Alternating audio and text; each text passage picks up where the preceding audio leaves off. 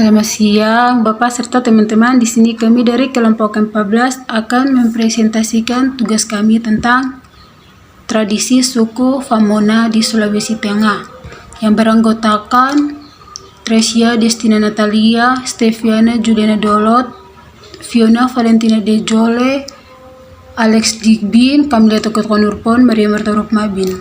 Topik pembahasan yang pertama deskripsi hasil wawancara, yang kedua intervensi keperawatan. Selanjutnya akan dijelaskan oleh teman saya. Selanjutnya yaitu deskripsi hasil wawancara. Nah, berikut ada identitas wawancara. Yang pertama, narasumber A bernama Beatrix, berasal dari etnis Pamona, Poso, Sulawesi Tengah, mahasiswa program studi psikologi angkatan 2017, bertempat tinggal di kota Tentena, Poso, Sulawesi Tengah. Kemudian ada narasumber B, yaitu yang bernama Dita, berasal dari etnis Pamona, Poso, Sulawesi Tengah, mahasiswa Universitas Kristen Satya Wacana, Fakultas Ekonomika dan Bisnis, dan program studi ekonomi angkatan 2019, bertempat tinggal di Desa Kamba, Poso, Sulawesi Tengah. Selanjutnya ada deskripsi tradisi. Tradisi ini yaitu tradisi suku Pamona di Poso, Sulawesi Tengah. Nah, suku Pamona atau juga dinamakan suku Poso atau orang Poso mendiami hampir semua wilayah Kabupaten Poso, sebagian wilayah Kabupaten Tojo Una-Una, sebagian wilayah Kabupaten Morowali. Bahkan Provinsi Sulawesi Selatan yakni di wilayah Luwu Timur, sedangkan sebagian kecil hidup merantau di beragam kawasan di Indonesia. Pada tanggal 25 November 2022, tepatnya pukul 16.15 WIB, kami mendatangi narasumber A dan B di Cafe Kongji, Kemiri Raya nomor 12B, Kota Salatiga.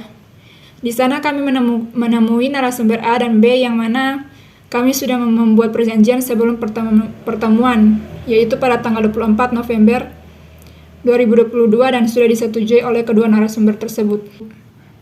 Menurut narasumber A dan B, di suku mereka terdapat beberapa tradisi di Poso, khususnya suku Pamona yang berkaitan dengan kesehatan.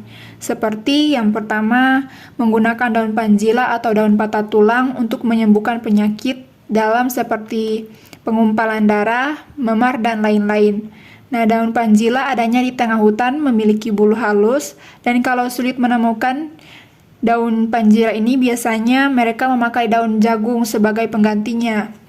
Narasumber mengatakan kalau hanya orang-orang tertentu atau orang pintar yang bisa melakukan pengobatan tradisi pangjila. Caranya, orang tersebut akan memegang satu tangan pasien dengan satu tangannya, lalu tangannya yang satunya memegang daun panjila atau daun jagung sambil dijilat, lalu darah akan keluar dari daun. Sebagai tanda bahwa orang yang sakit tersebut, penyakitnya sudah keluar melalui darah tersebut. Narasumber juga mengatakan kalau sebagian besar yang melakukan cara pengobatan tersebut dinyatakan sembuh. Kemudian menggunakan daun irantomene atau biasa dikenal dengan daun cahya yang bentuk daunnya mirip dengan daun pepaya. Nah, daun ini juga biasanya dipakai untuk mengobati demam atau untuk mengeringkan luka. Getah daun tersebut digunakan untuk mengobati luka, sedangkan daunnya ditumbuk lalu ditempelkan ke kepala saat demam. Kemudian menggunakan daun binahong untuk mengobati gatal-gatal, alergi, dan sengatan serangga. Nah, cara penggunaannya ini yaitu daun binahong tersebut ditumbuk, namun umumnya direbus atau diremas sampai airnya keluar dan dioleskan di bagian yang gatal. Lalu menggunakan daun seledri untuk menyembuhkan hipertensi. Cara pembuatannya yaitu daun seledri tersebut direbus, setelah itu disaring atau dipisahkan antara daun dan airnya, lalu air hasil rebusan daun seledri tersebut diminum. Selanjutnya yaitu intervensi keperawatan. Nah, intervensi keperawatan menurut SIKI yang pertama yaitu edukasi kesehatan nomor I12383, dan yang kedua ada edukasi pengurangan resiko nomor I12416, dan yang ketiga, edukasi perilaku upaya kesehatan nomor I12435. Baik, sekarang kita masuk dalam intervensi keperawatan menurut Sunrise Model. Yang pertama ada tradisi panjila. Menurut kelompok kami, intervensi keperawatan menurut Sunrise Model untuk tradisi panjila adalah negotiation atau adaptasi asuhan kultural. Hal ini dikarenakan jikalau tradisi Panjila sering dilakukan, maka bisa saja nantinya masyarakat Poso lebih bergantung kepada orang pintar daripada kepada para tenaga kesehatan. Yang kedua ada daun Irantumene atau yang biasa kita kenal sebagai daun cahya. Daun ini dipercaya dapat menyembuhkan berbagai penyakit seperti diabetes, radang sendi, dan penyakit ringan lainnya. Oleh karena itu, dapat dikatakan bahwa daun cahya juga mampu menyembuhkan luka dan demam. Berdasarkan hal tersebut, kelompok kami mengambil intervensi keperawatan menurut Sunrise Model, yaitu maintenance atau preservasi asuhan kultural. Hal ini dikarenakan menurut kelompok menggunakan daun Irantumene atau daun cahya untuk pengobatan patut dipertahankan karena memiliki banyak manfaat yang baik untuk kesehatan. Yang ketiga ada daun binahong. Menurut jurnal yang kami baca, daun binahong ini mengandung saponin dan flavonoid yang dipercaya dapat mengobati penyakit gatal-gatal. Oleh karena itu, kelompok kami mengambil intervensi keperawatan menurut Sunrise Model, yaitu maintenance atau preservasi asuhan kultural.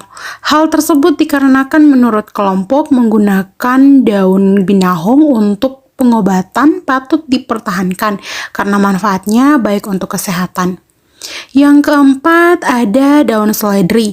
Daun seledri ini sudah terbukti berhasil menurunkan tekanan darah tinggi karena menurut jurnal yang kami baca, daun seledri ini mengandung kalium yang bersifat diuretik yang diperlukan untuk membantu tubuh mengeluarkan air dan natrium agar bisa menurunkan tekanan darah.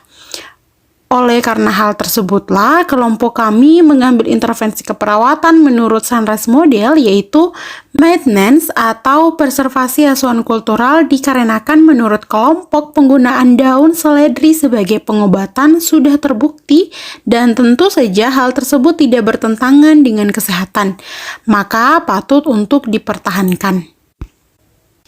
Selanjutnya ada daftar pustaka yang kami gunakan untuk membantu kami dalam penyusunan makalah.